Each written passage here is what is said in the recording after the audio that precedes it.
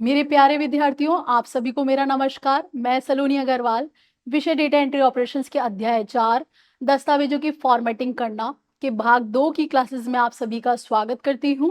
आज की इस वीडियो में हम पैराग्राफ फॉर्मेटिंग यानी कि tab indexing, tab stops, paragraph spacing, line spacing, borders and shading, lines and borders के बारे में बात करेंगे। तो चलिए बिना किसी देरी के स्टार्ट करते हैं कि पैराग्राफ फॉर्मेटिंग होता क्या है।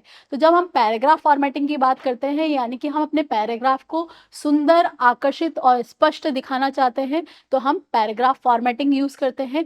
इसके लिए आपको क्या करना है, होम टैब पे जाना है। होम टैब में जाने के बाद आपको इस तरीके का एक पैराग्राफ रिबन दिखाई दे रहा होगा। इस पैराग्राफ रिबन के राइट लोअर साइड पे आपको एक एरो का बटन दिखाई दे रहा होगा। इस एरो के बटन पे क्लिक करना है और एक आपका पैराग्राफ का डायलॉग बॉक्स ओपन होगा। उस डायलॉग बॉक्स में आप मनचाही तरीके से अपने पैराग्राफ की दिखावट को संशोधित कर सकते हैं। तो देखिए, सबसे पहले हम बात कर लेते हैं लाइन मार्कर्स की, यानी कि हम अपने डेटा को नई लाइन में डालना चाहते हैं, तो इसके लिए हमें कोई ना कोई लाइन के अंत में एक मार्कर देना होगा। तो जो कि कुछ इस तरीके का दिखाई देता है। जब भी हम अपने डेटा को नई लाइन में डालना चाहते हैं, तो इसके लिए आप शॉर्टकट की यूज करेंगे, जो कि है शिफ्ट प्लस एंटर। ध्यान रखिए, हम लाइन मार्कर से डेटा को नई लाइन में डाल रहे हैं, ना कि नए पैराग्राफ का निर्माण कर रहे हैं। जब हम अपने पैराग्राफ की दिखावट को संशोधित करते हैं, तो इसके लिए हम कुछ टूल्स यूज करते हैं, जैसे कि रूरल बार, फॉर्मेटिंग टूल बार और पैराग्राफ डायलॉग बॉक्स से जैसे टूल्स यूज करते हैं। आइए हम बात कर लेते हैं कि जब हम पैराग्राफ को अलाइन करना चाहते हैं, यानी कि उसका संरेखण करना चाहते हैं, तो इन्हें 4 भागों में 4 तरीके से कर सकते हैं।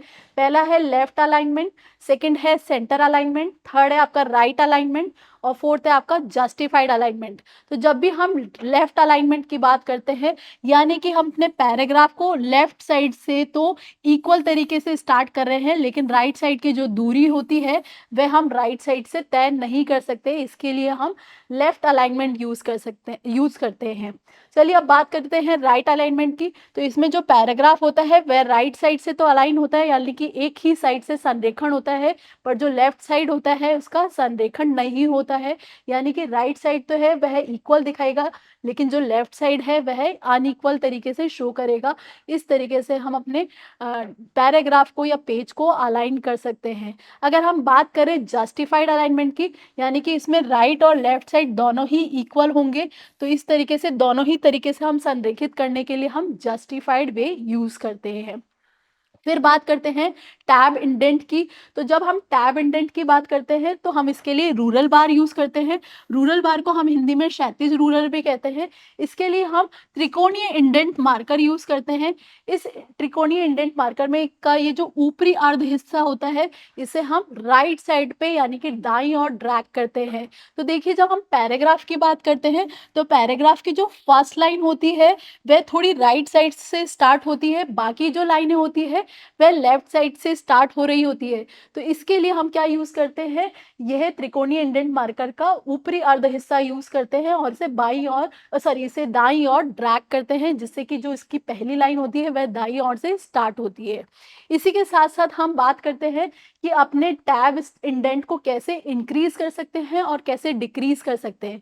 तो देखिए, इसके लिए आपको ये पैराग्राफ के रिबन पे आपको ये फॉर्मेटिंग टूल बार पे इस तरीके के 2 बटन दिखाई दे रहे होंगे, जिससे कि आप अपने टैब के इंडेंट को इंक्रीज भी कर सकते हैं और डिक्रीज भी कर सकते हैं।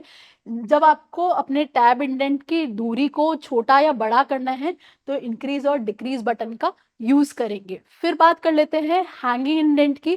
तो जब हम पैराग्राफ में फर्स्ट लाइन को छोड़ के बाकी लाइनों को सेट करते हैं, तो इसके लिए हम हैंगिंग इंडेंट का यूज करते हैं। इसके लिए आपको फिर से ये रूरल बार पे ये जो त्रिकोणीय इंडेंट मार्कर आपको दिखाई दे रहा है, इसके ऊपरी अर्ध हिस्से को आपको क्या करना है, बाईं ओर ड्रैग करना है, जिससे पैराग्राफ की फर्स्ट लाइन के अलावा जो बाकी लाइनें हैं, इसे आप बाईं ओर से सेट कर सकते हैं, लेफ्ट साइड से सेट कर सकते हैं।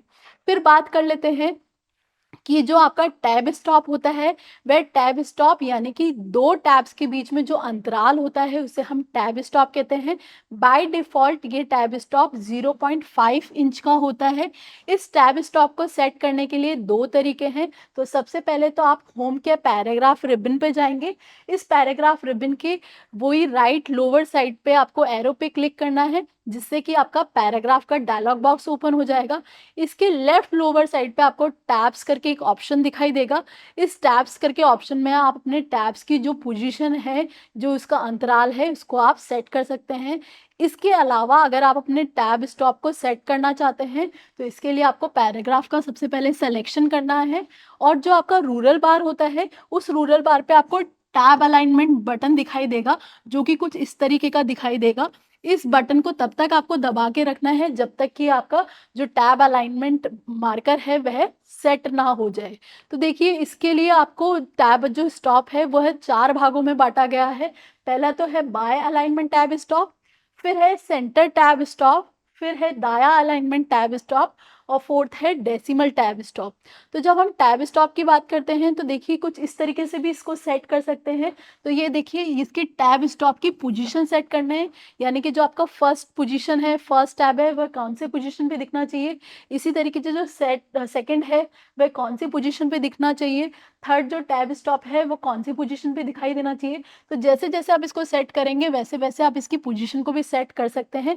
तो यहाँ से आप इसको फर्स्ट को सेट करने के लिए यहाँ पोजीशन लिखेंगे और उसके बाद ये सेट का बटन पे क्लिक करेंगे। इसी तरीके से यहाँ पे देखिए डिफ़ॉल्ट टैब स्टॉप 0.5 दे रखा है। आप चाहें तो इसे बढ़ा भी सकते हैं और आप चाहें तो इसे घटा भी सकते हैं। अब देखिए बात कर लेते हैं अलाइनमेंट की। तो जो टैब अलाइनमेंट होता है वह बाय डिफ़ॉल्ट लेफ्ट साइड पे अलाइन होता है। आप चाहें तो इसे सेंटर, राइट, डेसिमल, बार साइड पे भी अलाइन कर सकते हैं। तो इस तरीके से आप अपने टैब स्टॉप को सेट कर सकते हैं अलग-अलग पोजीशंस पे और उनका अंतराल भी घटा-बढ़ा सकते हैं और ये सब कार्य करने के बाद आपको क्या करना है, ओके पे क्लिक करना है। देखिए जब हम टैब स्टॉप्स की बात करते हैं, तो इस तरीके का टैब मार्कर आपकी रूरल बार पे दिया होता है। इसको आप अपनी अपनी इस तरीके से इसको सेट कर सकते हैं। अगर आपको पैराग्राफ को लेफ्ट साइड से स्टार्ट करना है, तो जो ये टैब मार्कर है इसे लेफ्ट साइड पे ड्रैग करेंगे। अगर अपने पैराग्राफ को आपको राइट साइड पे स्टार्ट करना है, तो इसे राइट साइड पे ड्रैग करेंगे। अगर आप इस टैब मार्कर को रूरल बार से हटाना चाहते हैं, तो इसके लिए आपको क्या करना है, टैब मार्कर को रूरल बार से बाहर की तरफ ड्रैग करेंगे, तो जिससे कि ये जो टैब मार्कर है वह आपके रूरल बार से हट जाएगा, यह आपको दिखाई देना बंद हो जाएगा। चलिए अब बात कर लेते हैं कि आपकी जो लाइन स्पेसिंग होती है वह क्या होती है। जब हम लाइन स्पेसिंग की बात करते हैं तो इन्हें 2 लाइनों के बीच में जो दूरी होती है उसका निर्धारण ये लाइन स्पेसिंग के थ्रू होता है। By default single line spacing given होती है। तो जब भी हम लाइन स्पेसिंग करना चाहते हैं तो इसके लिए हमें होम टैब पे जाना है, पैराग्राफ वाले रिबन पे जाना है, वहाँ से हम अपने पैराग्राफ की फॉर्मेटिंग कर सकते हैं। तो वही आपको राइट लोअर साइड पे एरो पे क्लिक करना है। उसको क्लिक करने के बाद आपका ये पैराग्राफ का डायलॉग बॉक्स ओपन होगा और पैराग्राफ में आप इंडेंट और स्पेसिंग टैब यूज़ करके अपने अपने लाइन की स्पेसिंग सेट कर सकते हैं। तो देखिए जो लाइन की स्पेसिंग अगर हम सेट करना चाहते हैं, तो इन्हें 3 भागों में बाँटा गया है। पहला है एकल लाइन, फिर है 1.5 लाइन स्पेसिंग और थर्ड है आपका डबल लाइन स्पेसिंग। जो सिंगल लाइन स्पेसिंग है वह तो 12 पॉइंट की होती है, फिर आपकी जो 1.5 लाइन स्पेसिंग है वह 18 पॉइंट की होती है और जो डबल लाइन स्पेसिंग है वह 24 पॉइंट की होती है। तो देखिए जब हम लाइन स्पेसिंग की बात कर रहे हैं तो इस पैराग्राफ डायलॉग बॉक्स में देखेंगे, इस पैराग्राफ डायलॉग बॉक्स में इंडेंट्स एंड स्पेसिंग करके ये टैब दिया गया है।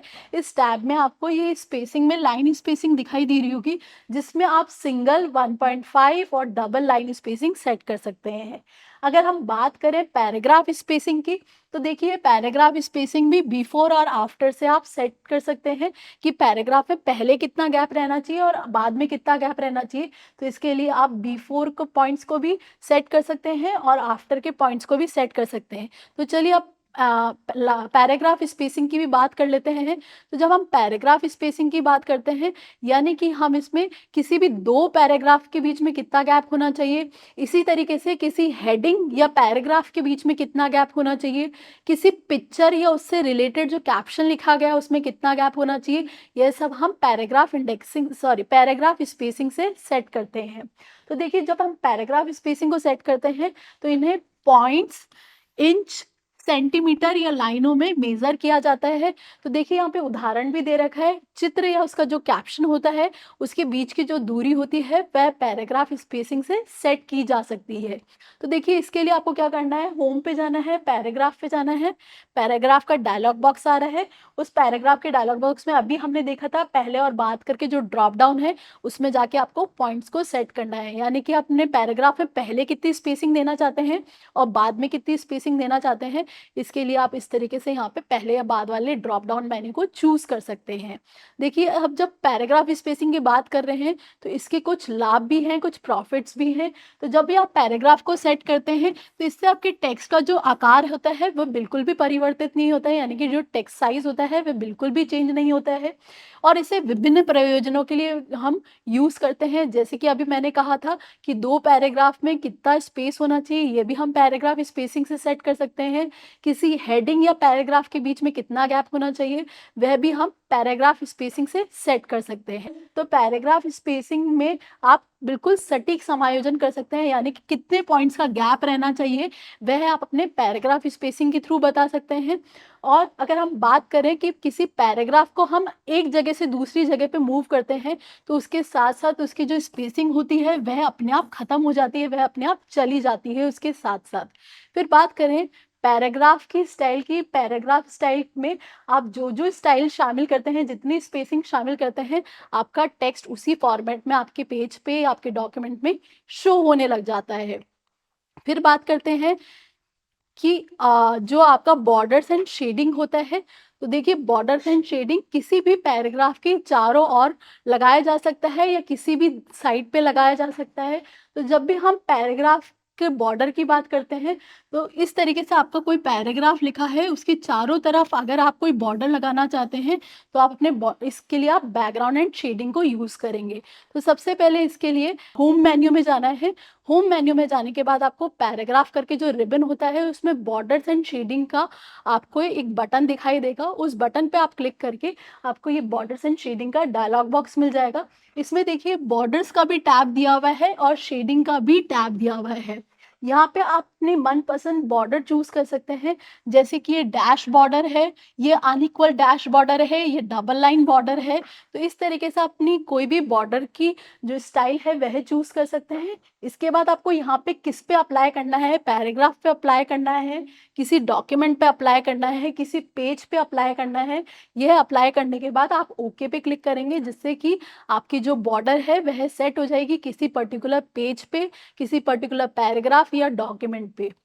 चलिए अब बात कर लेते हैं कि जो बॉर्डर होती है वह कैसे सेट करेंगे। होम पे जाके, पैराग्राफ पे जाके, borders and shading dialog box में जाके apply to drop down sub menu पे जाके आप अपना बॉर्डर्स को सेट कर सकते हैं। इसी तरीके से अगर हमें शेडिंग को सेट करना है तो होम पे जाके, पैराग्राफ पे जाके, borders and shading dialog box में शेडिंग टैब पे जाना है और उस पर apply to drop down sub menu पे जाना है, जिससे आप अपनी पैराग्राफ पे या डॉक्यूमेंट में जहाँ पे भी अपनी शेडिंग अप्लाई करना चाहते हैं आप सेट कर सकते हैं। चलिए अब बात कर लेते हैं बुलेट पॉइंट्स और नंबर लिस्ट की। तो जब हम बुलेट पॉइंट्स और नंबर लिस्ट की बात करते हैं तो हम जब भी अपने डॉक्यूमेंट में कोई लिस्ट बनाते हैं तो उस लिस्ट को हम किसी बिंदुओं से या किसी सीक्वेंस से दिखाते हैं। तो अगर हम बिंदुओं की बात करें तो वह बिंदु किसी भी आकार में हो सकते हैं, जैसे कि राइट के आकार में हो सकते हैं, किसी सर्किल के आकार में हो सकते हैं या कोई स्क्वायर के आकार में हो सकते हैं। तो इस तरीके से हम अपने बुलेट पॉइंट्स देते हैं। अगर हम बात करें नंबर लिस्ट की तो देखिए, इस पिक्चर में आपको ये नंबर लिस्ट दिखाई दे रही होगी, जिसमें 1 2 3 पॉइंट के साथ दिख रहे हैं, ब्रैकेट्स के साथ दिख रहे हैं, रोमन नंबर में दिख रहे हैं, एबीसी कोई सीक्वेंस दिख रहा है। तो जब भी हम कोई सीक्वेंस की बात करते हैं तो हम नंबर लिस्ट की बात करते हैं। तो देखिए, अब इसको हम सेट कैसे करेंगे। तो इसके लिए आपको फॉर्मेटिंग टूल बार पे जाना है। फॉर्मेटिंग टूल बार पे जाने के बाद आप या तो नंबर लिस्ट सेट करेंगे, अगर आपको सीक्वेंस नहीं चाहिए तो आप इसके लिए बुलेटेड लिस्ट पे क्लिक करेंगे और एंटर की का यूज करेंगे जैसे जैसे आप लिस्ट बनाएंगे। तो जब हम लिस्ट बनाते हैं, तो देखिए इसके लिए क्या करना है, जब भी आप कोई बुलेट पॉइंट या संख्या का यूज़ कर रहे हैं और अपनी लिस्ट को नई लाइन में लेके जाना चाहते हैं, तो इसके लिए आपको एंटर प्लस शिफ्ट की का यूज़ करना है। अगर आपकी लिस्ट समाप्त हो गई है, खत्म हो गई है, तो आपको क्या करना है, 2 बार एंटर की का यूज़ करना है, जिससे कि आप पता पड़ जाएगा कि ये लिस्ट यहाँ पे खत्म हो गई है और आप दूसरा पैराग्राफ या दूसरा कार्य करना अपने डॉक्यूमेंट में स्टार्ट कर सकते हैं। चलिए अब बात कर लेते हैं नेस्टेड सूचियों की। तो जब हम नेस्टेड सूचियों की बात करते हैं, तो यहाँ पे हम इंक्रीज इंडेंट बटन का यूज करते हैं, जिसमें हम कोई भी आइटम के अंदर आइटम लिख सकते हैं, किसी भी प्रोडक्ट के अंदर प्रोडक्ट लिख सकते हैं। तो जब हम इस तरीके की कोई नेस्टेड सूची बनाना चाहते हैं, तो हमें क्या करना है, फॉर्मेटिंग टूल बार पे जाके नंबर लिस्ट पे क्लिक करना है, जिससे कि हम सूची के अंदर सूची बना सकते हैं। देखिए इसे एग्जाम्पल से समझेंगे। तो देखिए यहाँ पे मैंने कोई 5 डेज ले रखे हैं, Monday, Tuesday, Wednesday, Thursday, Friday, और इनकी टाइमिंग्स को इसके अंदर डाल रखा है, यानी कि 10 AM, 10 PM, 10 AM, 10 PM। तो इस तरीके से मैंने अपने क्या कर रखा है, अपने डेज को किसी पर्टिकुलर टाइम पे डिवाइड कर रखा है। तो इसके लिए मैंने 3 सूचियाँ बना रखी है, मंडे, ट्यूसडे, वेडनेसडे करके एक सूची है, फिर आपकी जो मॉर्निंग टाइम की है उसकी अलग सूची है, और उसमें जो नाइट टाइम है उसकी अलग सूची है। तो इस तरीके से आप नेस्टेड सूची बनाने के लिए अ, आपको सीक्वेंस लिस्ट का यूज़ करना होता है। चलिए अब बात कर लेते हैं, जो नेस्टेड सूची बनाते हैं, तो इसके लिए होम पे जाना है, पैराग्राफ में जाएँगे, बुलेट एंड नंबर कमांड पे जाएँगे और नंबर टैब पे जाएँगे, जिससे कि आप सीक्वेंस के अंदर सीक्वेंस बना सकते हैं। चलिए अब बात कर लेते हैं किसी भी टेक्स्ट को कैसे कट कॉपी पेस्ट करते हैं। तो जब हम टेक्स्ट को किस कट या कॉपी करते हैं, तो वह कहाँ एकत्रित हो जाता है, वह किसी मेमोरी में एकत्रित होता है, वह किसी मेमोरी में संग्रहित होता है। उस मेमोरी को हम क्या कहते हैं, क्लिपबोर्ड कहते हैं। इस क्लिपबोर्ड में जो भी आइटम्स पड़े होते हैं, अगर वो एक साथ आपको कहीं पेस्ट करने हैं या लगाने हैं, इसके लिए आप क्या ऑप्शन यूज़ करेंगे, पेस्ट ऑप्शन का विकल्प यूज़ करेंगे। अगर आपको अपने क्लिपबोर्ड में जो आइटम्स पड़े हैं उन्हें हटाने हैं, उसके लिए आप क्या यूज़ करेंगे, क्लियर क्लिपबोर्ड का विकल्प यूज़ करेंगे, क्लियर क्लिपबोर्ड का बटन दबाएँगे। चलिए अब बात कर लेते हैं कि जो ऑप्शंस होते हैं क्लिपबोर्ड वाले, वह कहाँ होते हैं। तो देखिए ये आपको होम करके एक टैब दिखाई दे रहा होगा। इस टैब में आपको ये क्लिपबोर्ड करके रिबन दिखाई दे रहा होगा। इस क्लिपबोर्ड के राइट साइड पे, राइट लोअर साइड पे आपको ये एरो का बटन दिखाई दे रहा होगा। तो इस बटन से भी आप कट कॉपी पेस्ट कर सकते हैं। अगर आप इसके थ्रू नहीं करना चाहते हैं, तो देखिए यहाँ पे डायरेक्टली भी बटन्स दिए गए हैं, कट का, कॉपी का और पेस्ट का। तो इस तरीके से भी आप अपने होम टैब के थ्रू किसी भी टेक्स्ट को कट, कॉपी, पेस्ट कर सकते हैं। तो चलिए सबसे पहले बात कर लेते हैं कि हम कैसे अपने डेटा को कट करेंगे। तो इसके लिए आपको होम पे जाना है, क्लिपबोर्ड पे जाना है। उस क्लिपबोर्ड में मैंने आपको बताया था कि राइट लोअर साइड पे वो एरो दिया है, जिसको यूज़ करके आप अपने डेटा को कट, कॉपी, पेस्ट कर सकते हैं। इसके साथ-साथ आप स्टैंडर्ड टूल बार पे आपका कट का बटन भी दिया गया था, इसे भी आप यूज़ कर सकते थे, और शॉर्टकट की इसकी कंट्रोल+X है। फिर बात कर लेते हैं अपने डेटा को कॉपी करने के लिए। तो आप इसके लिए होम पे जाके क्लिपबोर्ड पे जाएँगे, और क्लिपबोर्ड पे राइट लोअर साइड पे आपको एरो का बटन दिया गया था, जिसको यूज़ करके आप अपने डेटा को कॉपी कर सकते हैं। इसके साथ-साथ आप स्टैंडर्ड टूल बार का कॉपी बटन भी यूज़ कर सकते हैं, और कंट्रोल+C एक शॉर्टकट की होती है, जो कि आप कीबोर्ड से यूज़ कर सकते हैं। अगर आपको डेटा को पेस्ट करना है, तो डेटा को पेस्ट करने के लिए होम क्लिपबोर्ड पे जाएँगे, उसके थ्रू भी अपने डेटा को पेस्ट कर सकते हैं, या आप स्टैंडर्ड टूल बार पे जाके पेस्ट बटन को यूज़ करेंगे, या आप अपने कीबोर्ड से भी कंट्रोल+V वाली कुंजी को दबा के अपने डेटा को पेस्ट कर सकते हैं। इस तरीके से आज की इस वीडियो में हमने page spacing, line spacing, borders and shading इत्यादि टॉपिक्स के बारे में अध्ययन किया। आने वाली वीडियो में हम पैराग्राफ फॉर्मेटिंग, पेज फॉर्मेटिंग की बात करेंगे, जिसमें हम पेज को कैसे ब्रेक कर सकते हैं, ग्रामर मिस्टेक कैसे सही कर सकते हैं, इत्यादि की जानकारी लेंगे। Till then take care, good bye.